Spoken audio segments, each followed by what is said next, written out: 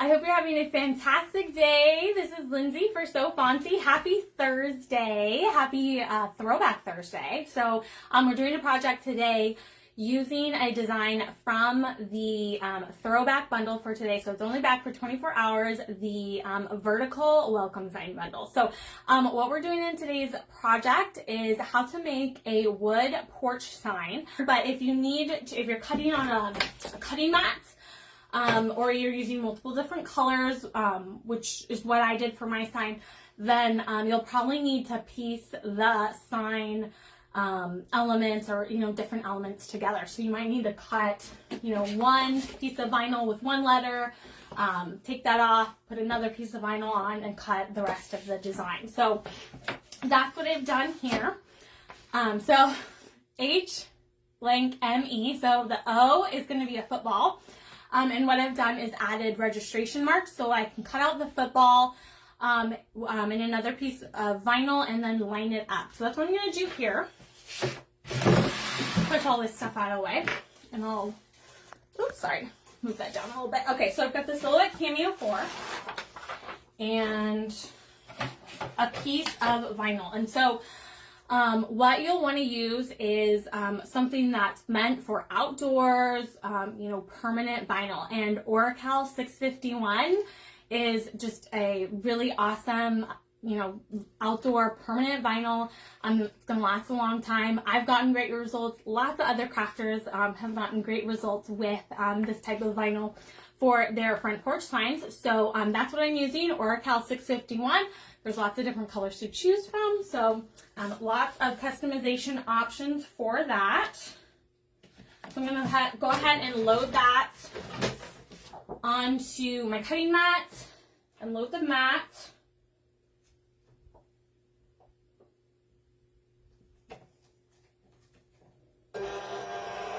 Load the mat into the machine, and then I'm in Silhouette Studio. I'm going to send that to cut. So in the design program, remember I added those just little squares here as registration marks so that when I cut out this second piece, which I also added the registration marks to, then I can use those to line up the different pieces. So besides the vinyl itself, you're going to need some transfer tape. I think it's done. So I got my transfer tape here, and then I'm ready to, transfer the design. Well, let me weed it first.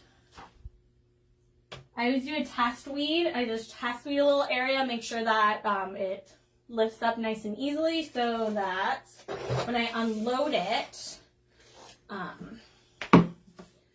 can just weed it out. I know it's going to weed really easily. So I hope you can see that.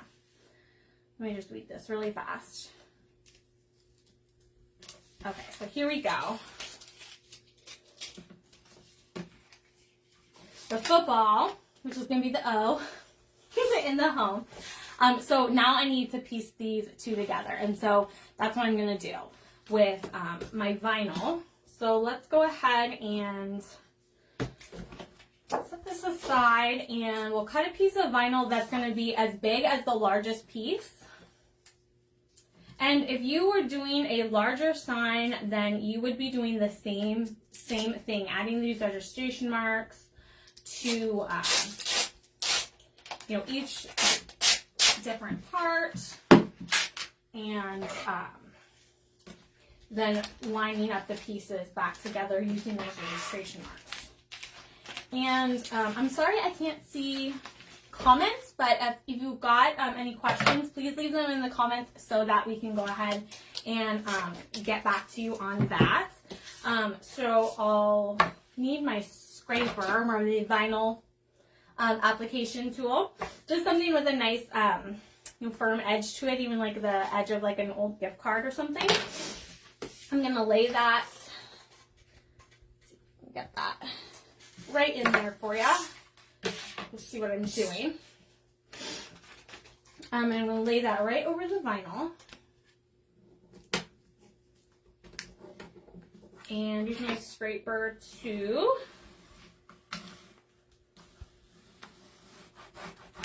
put that transfer tape on nice and smooth. Burnish it really, really well.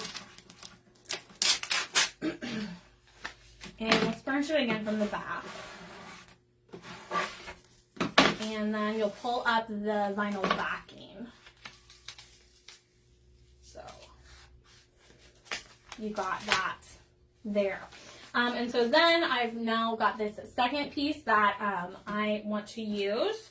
So I'm going to use the back of, or I'm going to use the sheet that comes on the cutting mat underneath the vinyl that I'm using. So that way, if when I'm lining it up, the vinyl, you know, falls over or goes over the vinyl backing, then it won't stick to my surface underneath. So I'm just going to go ahead and line those up. And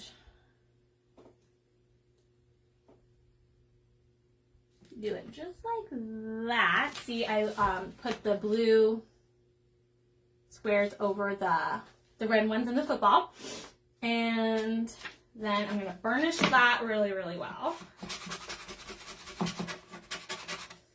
And take off the vinyl backing.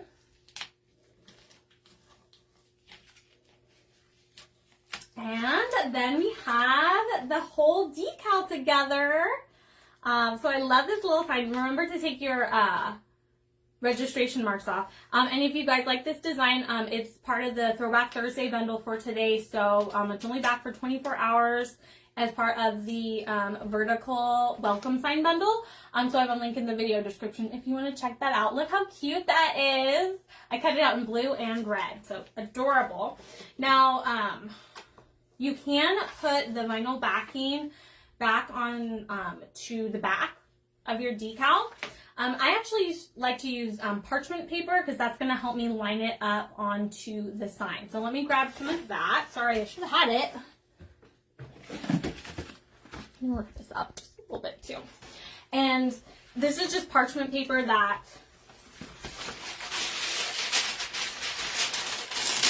you get at the grocery store. And I don't need a piece quite that big, but I'm going to put it on the back of the decal.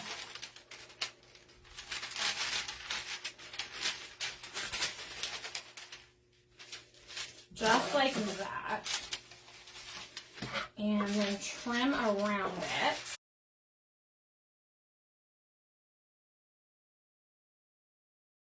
So you can take this over to your sanded, painted, and sealed wood sign. And then you can use the parchment paper to see through it. This is a translucent parchment paper, so it allows me to do that and line up the sign. So that's why I really like to replace the vinyl backing with the parchment. Oops, it's backwards. There we go. There we go. Okay. So I'm going to line that up exactly where I want it. And remember, if this was a full-size sign, I'd be doing the same exact thing. And then I'll grab a piece of blue painter's tape. I'm going to use what's called the hinge method to apply this piece of vinyl. So I'll align this sign or the decal exactly where I want it on the sign. And then take a piece of tape, the blue painter's tape, and let's actually put it right on the work surface here. I'm going to tape this down right through the center of it. Okay? Just like that. And so now what I can do is use this piece of tape. Sorry, let me move this. Okay, you can use this piece of tape at the hinge to apply both sides without the other side moving. So, sorry, let me arrange this again because it moved. I'll tape it down. And so here's what I'm talking about. You peel up one side, and then you take that parchment paper, or if you left the vinyl backing on, and peel that off, and then use some scissors to cut it off. And then lay this right back down. It's going to go right where you had it before. Use your scraper though to get a nice smooth application. There you go. Beautiful. Okay, so then that side is nice and stuck down. I'm going to burnish it really well. So then take off the painter's tape in the middle, because now this side is going to act as your hinge, so you can lift it up.